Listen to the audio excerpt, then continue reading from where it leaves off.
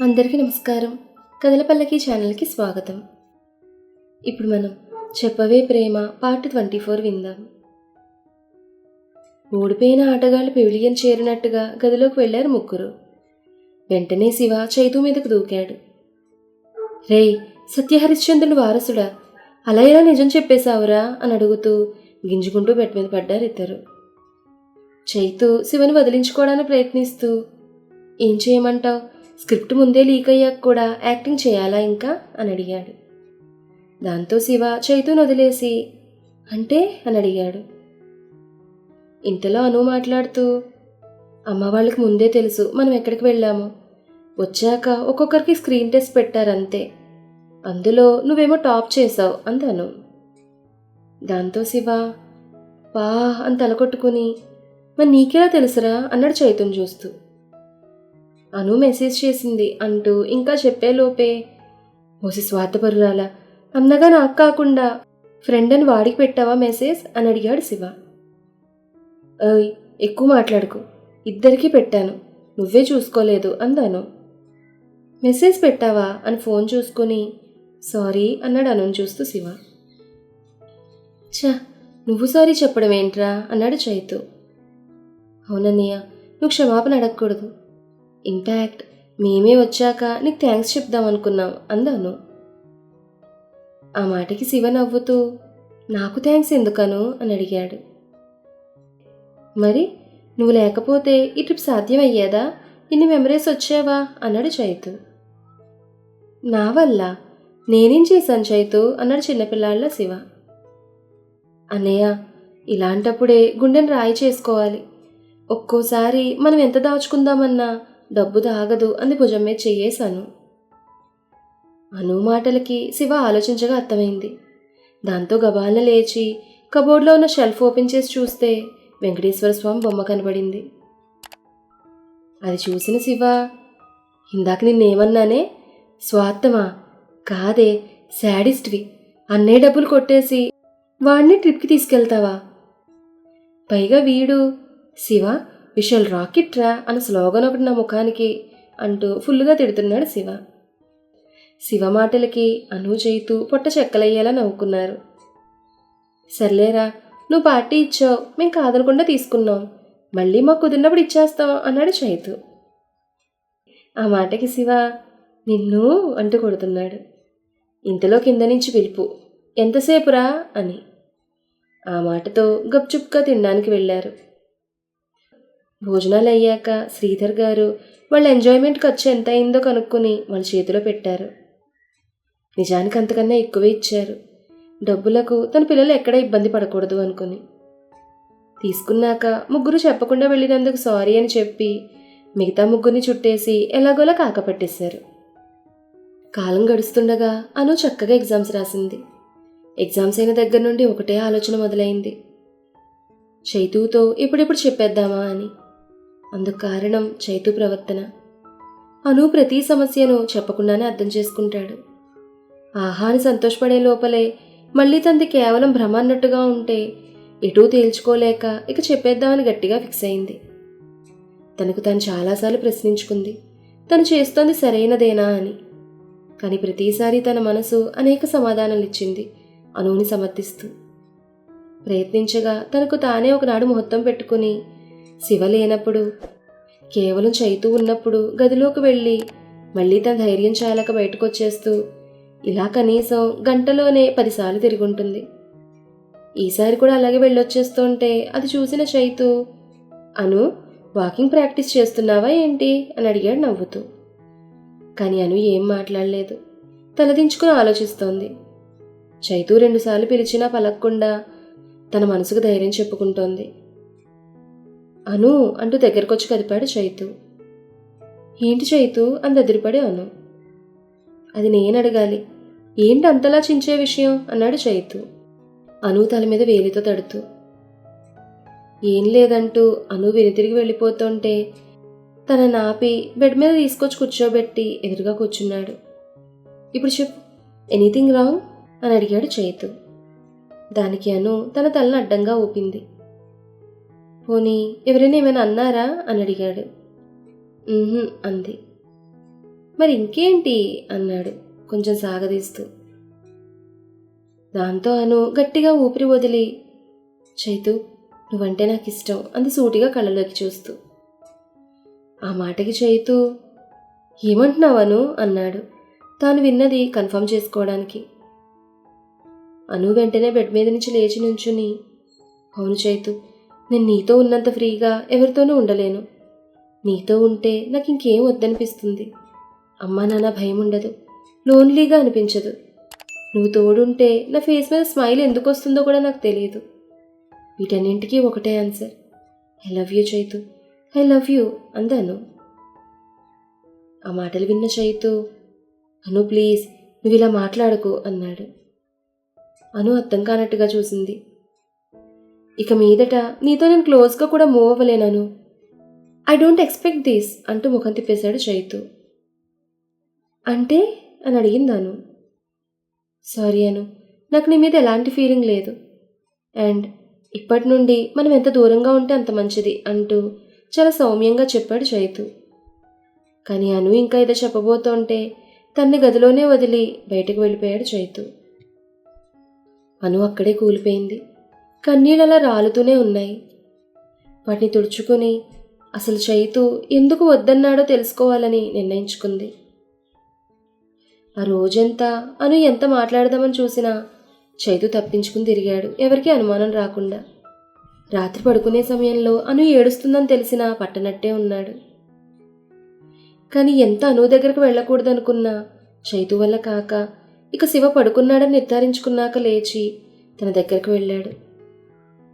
అను అని పిలిచాడు చైతు. అను ఫేస్ చూసి జాలేసింది.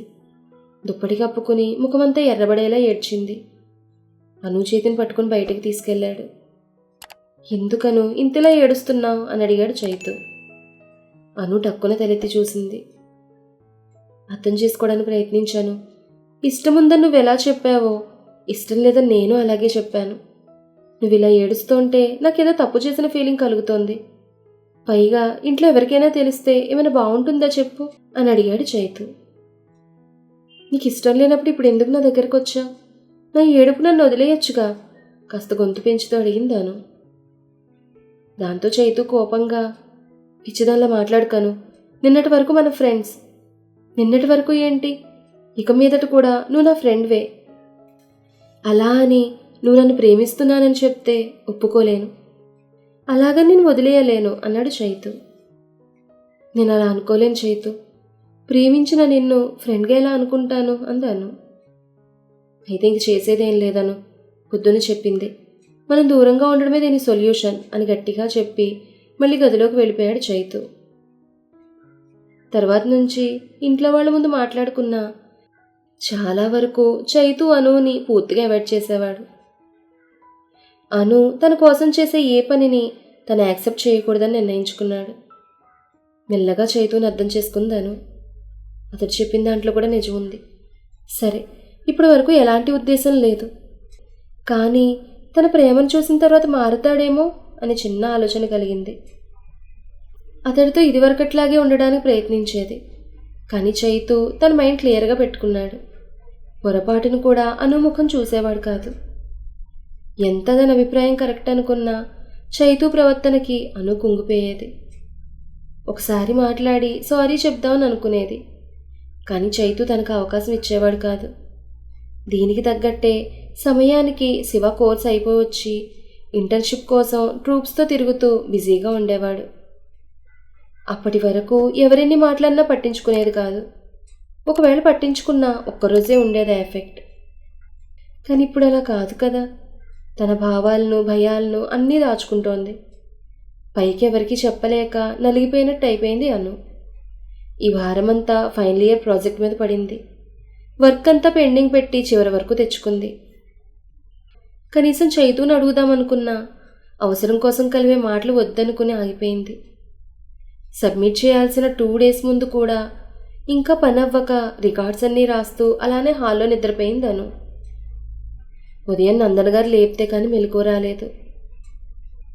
లేచాక నైట్ అలా స్పృహ లేకుండా పడుకొని వర్క్ డిలీట్ చేసుకున్నందుకు తను తాను తిట్టుకుని బుక్స్ అన్నీ తీసుకెళ్లి రూమ్లో పెట్టి అంతా చెక్ చేస్తుండగా గమనించింది వర్క్ 90% పైనే అయిపోయిందని.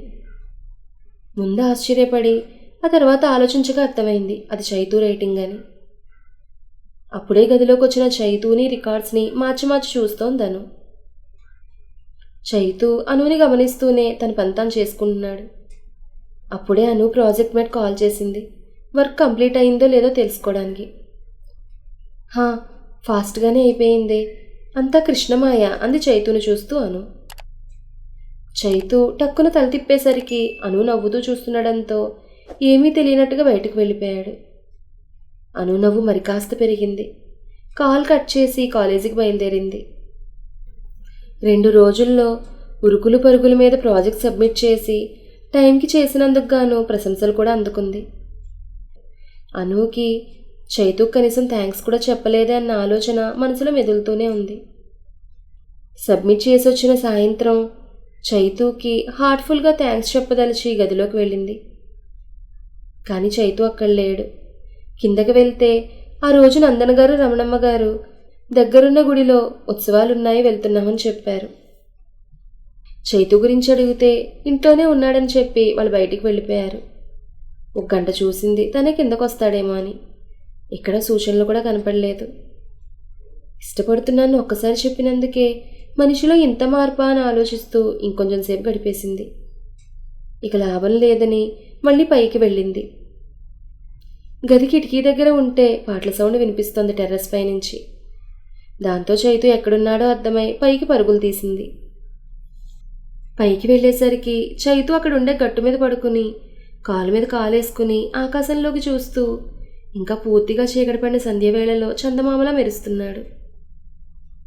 చల్లగా గాలి వీస్తుంటే చైతూను చూస్తూ నిలబడిపోయింది తను.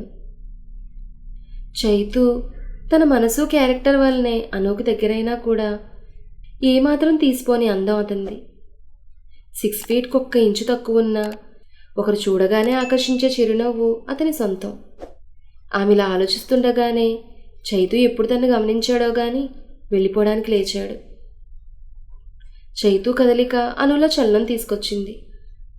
చైతూ అని పిలిచింది అను. అయినా పలక్కుండా ముందుకు వెళ్ళిపోతుంటే చైతూ 1 నిమిషం అంది వెనక్కి తిరిగి. దాంతో చైతూ ఆగి వెనక్కి తిరగకుండానే ఏంటి అన్నాడు చిరాగ్గా.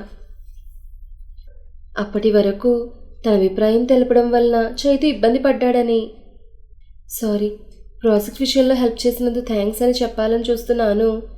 చైతూ నుండి వచ్చిన సమాధాన విధానానికి తనకి పిచ్చ కోపం వచ్చింది. ముఖం కూడా చూడకుండాంత చిరాగ్గా ఉన్నానా నేను అని అడిగిందాను. అదేం లేదు, విషయం ఏంటో చెప్పు అన్నాడు అదే పొజిషన్లో బేస్ వాయిస్తో. అను అతని చెయ్యి పట్టి విసురుగా వెనక్కి తిప్పి, అసలు నేను చేసిన తప్పేంటి చైతూ అంటూ ఆవేదనగా అడిగింది. నీకు తెలీదా అన్నాడు చైతూ. అలా అడగగానే అను క్షణం పాటు మౌనంగా ఉంది. మళ్ళీ తనే తమాయించుకుని అతడి చెయ్యి వదిలి, సరే నేను నిన్ను ఇబ్బంది పెట్టుంటే సారీ. పోనీ ఇక ముందైనా నా ప్రేమను అర్థం చేసుకో చైతూ, మనం సంతోషంగా కలుసుందాం చైతూ కళ్ళలోకి చూస్తూ పలికింది. అదెప్పటికీ జరగని పనను అన్నాడు చూపు మరల్చి చైతూ. అను వస్తున్న కన్నీటిని కూడా లెక్క చేయకుండా ఎందుకు కుదరదు చైతూ అని అడిగింది. రీజన్ చెప్పాల్సిన అవసరం నాకు లేదు అన్నాడు చాలా కటువుగా. కానీ తెలుసుకోవాల్సిన అవసరం నాకుంది చైతూ. కనీసం నీకు నచ్చినట్టు మారితేనైనా నన్ను ప్రేమిస్తావేమోనన్న ఆశ. అను మాటలకి చైతూ కోపం విపరీతంగా పెరిగి, అబ్బా అను, అర్థం చేసుకోవడానికి ఎందుకు ప్రయత్నించావు అని గట్టిగా అరిచేశాడు. ఆ అరుపుతో అను గుండెల్లో అలజడి మొదలైంది. బెదిరిపోయి 2 అడుగులు వెనక్కి వేసింది. చైతూ మరింత ముందుకొచ్చి అను భుజాలు పట్టుకుని తన ముఖంలోకి చూస్తూ, ఏం మారుతావు ఏం మారుతావు? సరే సరదా పడుతున్నావుగా, విను. నాకు నీలా అస్తమానం ఏడ్చేవాళ్ళంటే అసహ్యం. ఇప్పుడు ఇంట్లోనే ఉంటూ ఎవరితోనూ కలవలేని మనస్తత్వం అంటే చిరాకు. కనీసం నీ పనులకు కూడా బయటికి వెళ్ళడానికి భయపడే నీ డిపెండెన్సీ అంటే కోపం. చిన్న మాట అంటే కూడా తట్టుకోలేని నీకు, అందరితోనూ సరదాగా ఉండే నాకు జోడీ ఎలా కుదురుతుంది అంటూ అప్పటికే ఏడుస్తున్న అనుని గట్టిగా కుదిపాడు. అనుకి మాటలు రావడం లేదు. ఇన్నాళ్ళు ప్రపంచం కూడా వద్దనుకుని చైతూ శివల చుట్టే తిరిగేది. ఇప్పుడు అదే తన అసమర్థతగా చైతూ చెప్తుంటే గుండె కోసినంత బాధొస్తోంది. మళ్ళీ చైతూనే మాట్లాడుతూ, నువ్వు చెప్పాక కూడా ఒకసారి ఆలోచించాను. నాకు అనిపించింది I deserve better than you అని ఒత్తి పలికాడు. ఎస్, నాకు నీకంటే మంచి అమ్మాయి దొరుకుతుంది. ఇకనైనా ఇలా వెంట తిరగడం ఆపేసి నీ లైఫ్ నువ్వు చూసుకో అని చెప్పి వెళ్ళిపోయాడు చైతూ. చైతూ మాటలే చెవుల్లో మోగుతుంటే, చూపు మసగ్గా ఉంటూ అక్కడే కళ్ళు తిరిగి పడుతుంటే పక్కనే ఉన్న స్తంభం తగిలి మరింత శబ్దం చేసింది. మరి ఆ తర్వాత ఏం జరిగిందనేది నెక్స్ట్ ఎపిసోడ్లో తెలుసుకుందాం. ఈ కథ మీకు నచ్చితే లైక్ చేయండి, షేర్ చేయండి, కామెంట్ చేయండి. అలాగే మన కథల పల్లకి ఛానల్ని సబ్స్క్రైబ్ చేసుకుని పక్కనే ఉన్న బెల్ ఐకాన్ని క్లిక్ చేయడం మాత్రం మర్చిపోకండి. ధన్యవాదాలు.